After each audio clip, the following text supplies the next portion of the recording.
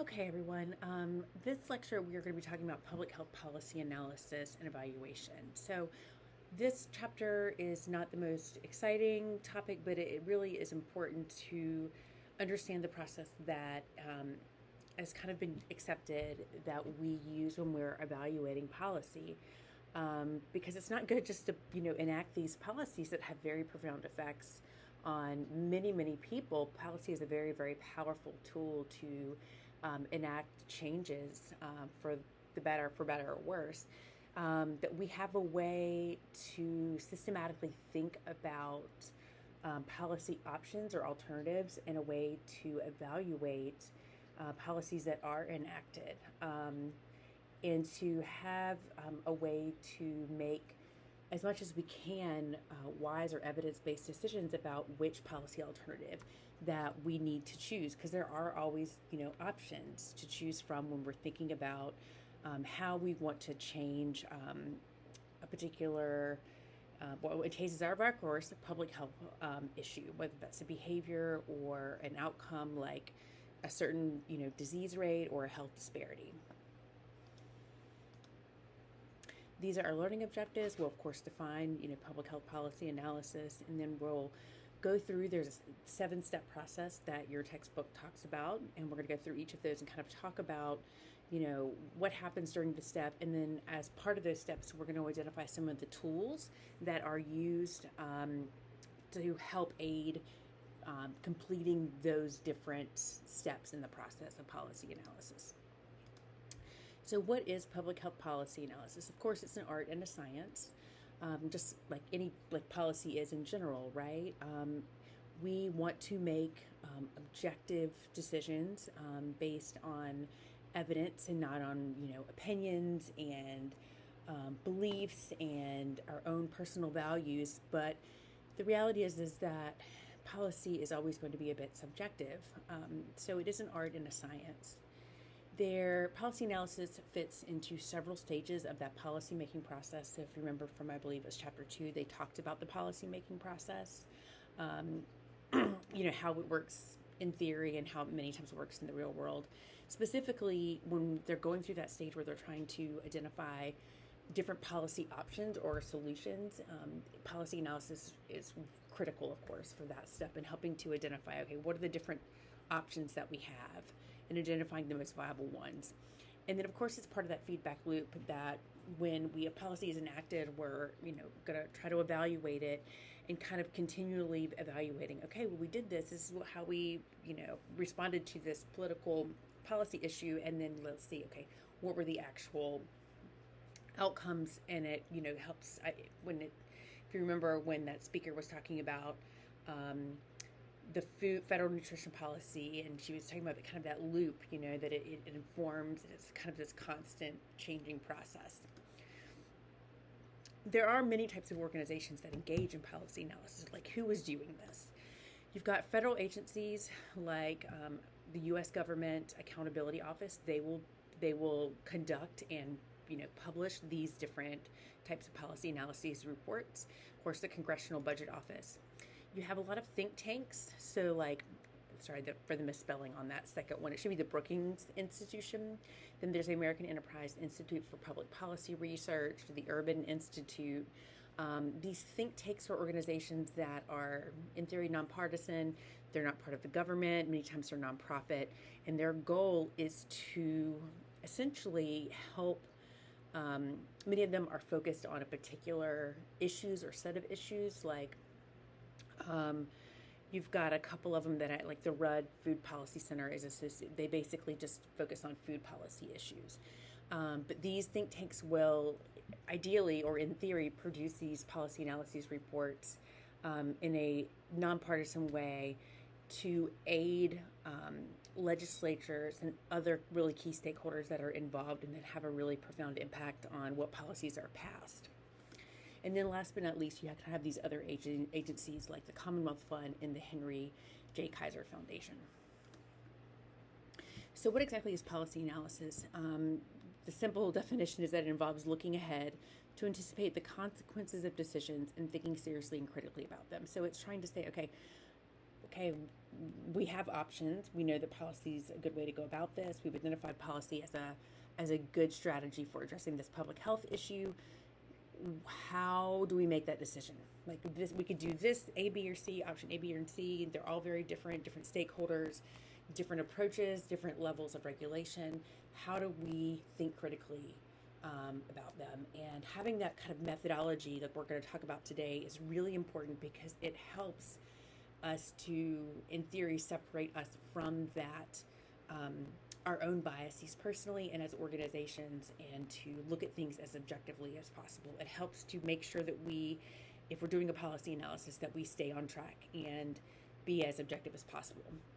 They should provide informed advice. Of course, that is based on data and evidence. This sounds obviously, this is pretty obvious, right? Of course, why wouldn't we do that? But you would just be so surprised. I mean, speculation and subjectivity really can enter at any stage of this 7-step process, and you have to be very mindful of it. So he uses these policy analysis. Who is reading these? Well, the reader, quote unquote, of the policy analysis can be one or more of a wide variety of individuals or group. This reader or client can be an immediate supervisor, an authoritative decision maker, or an advocacy organization. Of course, legislators, people in Congress, our representatives, people in government who are, the ones that are responsible for getting laws passed are going to be a very important group of people that are going to be using policy analyses. And then, of course, you've got all the other stakeholder groups, including those that are opponents. So you have to think about that. I think that just says the same thing, so I'm sorry. All right, so these are the different steps of the policymaking process. So first is coming up with the problem statement. Second is background. Third is kind of understanding the policy landscape. Fourth is identifying the policy alternatives or options. 5 is coming up, identifying which evaluation criteria that you're going to use to look and assess and evaluate and compare these different policy alternatives. And then, that's step 5. And then step 6 is doing that actual analysis. And then the last step is, of course, selecting whatever option or alternative you're going to choose.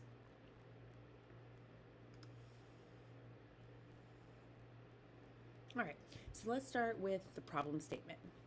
Okay, this, of course, is critical. Okay, unless it's evidence that a problem exists, if you can't identify a very clear problem, obviously, then it's not going to receive any attention. So, although we may understand, we know obesity is a problem, but coming up with especially when there's a lot of data on it, a lot of data out there, coming up with how to present that data in a way that definitely conveys that there is a problem in a very clear and concise way can actually be the challenge there. So identifying it, conveying the most accurate information possible is important. It's important that you and the client, so the client tends to be whoever is funding this policy analysis. It can be private organizations, it might be government bodies, lots of different people may fund these different policy analysis. So you have to make sure that, step number 1, are we on the same page? Do we understand, have a very clear understanding of what this problem is? And it sounds silly, but making sure that you're in agreement, you're on the same page is really critical. And it can happen that, the client that you're doing this policy analysis for may think, well, you, the people doing the analysis think that addressing this particular health disparity in this group of individuals is something that we should be focusing on in this policy analysis. So we see this as a major part of the problem, but the client may not see that as a major part of the problem.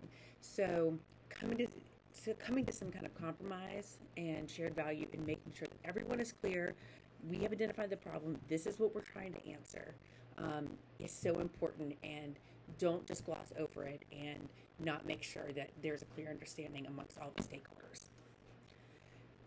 Some of the characteristics of an actual effective problem statement: it should obviously clearly and very specifically state the magnitude and the duration of the problem, like how severe or significant it is, and provide a reference to other groups that are or less affected by the issue. So you want to identify typically, where the health disparities are, because that's so common in public health that we're addressing health disparities, where we see, for example, rates of chronic disease occurring being much higher in minority populations or underserved populations, and providing that reference so that you can see there's very clear difference here, a very clear disparity.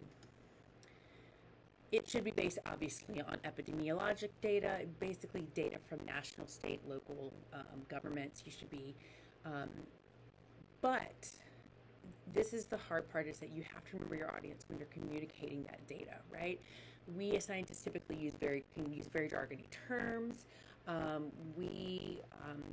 If you are trained, in understanding and reading research papers, you might be reporting p-values. And you have to really be mindful of your audience and how much they understand, and being very aware of health literacy and kind of the media literacy of your audience.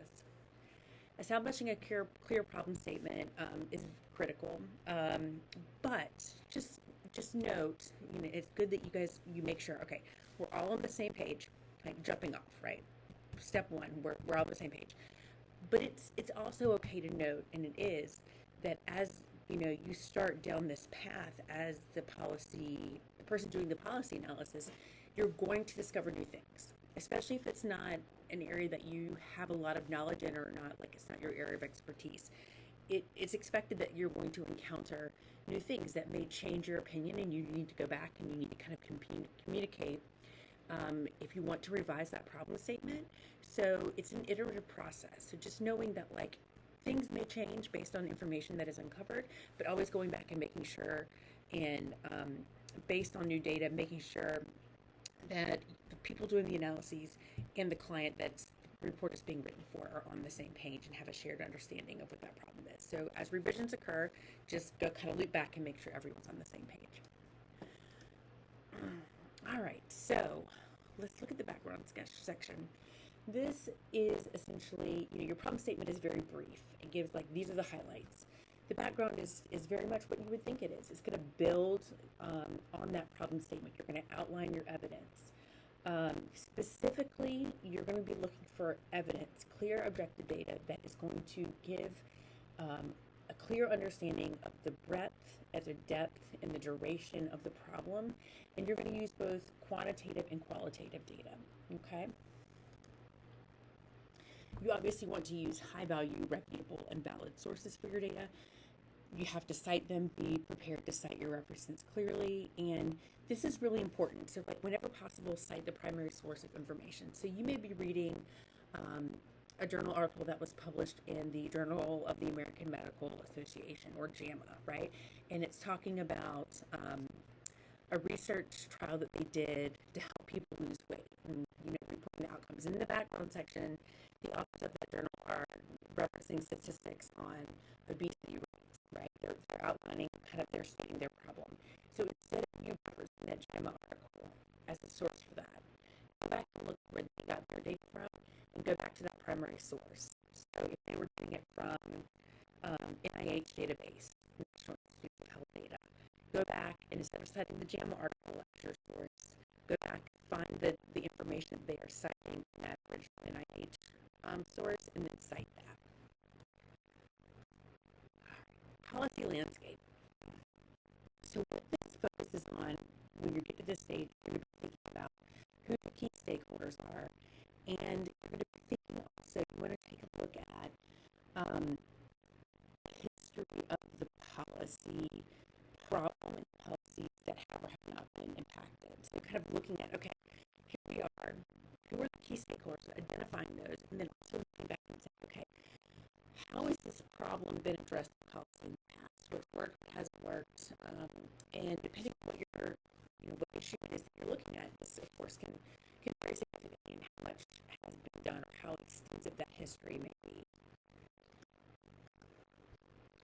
So key stakeholders, keep in mind, key stakeholders include, of course, the client, author this analysis report, and other groups who also have a stake in them, so, who have a stake in the problem. This, remember, keep in mind, you have to be very aware of the people that will be against it, not just for it. Key stakeholders, of course, can be people who are inside government or outside government. And the resources that they can provide can vary widely. So, for example, some examples of stakeholders that are inside government, like the legislative branch, people who inside the legislative branch produce, of course, the legal authority to engage in that policy. They're the ones, meeting in the House of Representatives and the Senate that are having those discussions to help enact policy.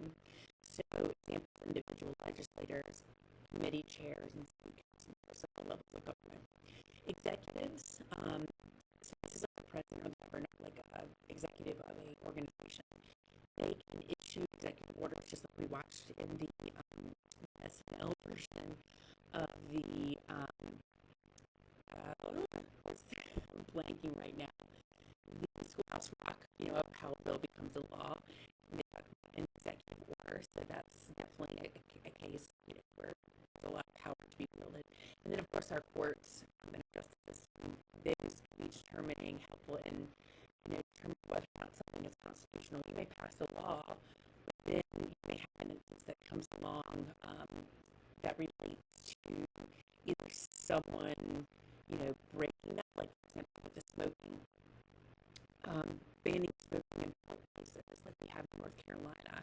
So that policy may be passed by our North Carolina, representatives and senators, and there may be a situation where that happens, like in some kind of community. There's a business owner who doesn't want to comply with that, and they end up identifying.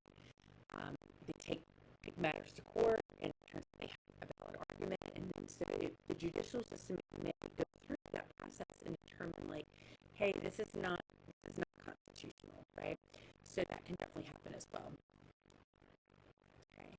Some of the key stakeholders that are outside the government, we've got nonprofits, of course, like the Kaiser Family Foundation. The big resource they provide, of course, is advocacy. We've got the think tanks, which we talked about earlier, same thing. Really are charged with kind of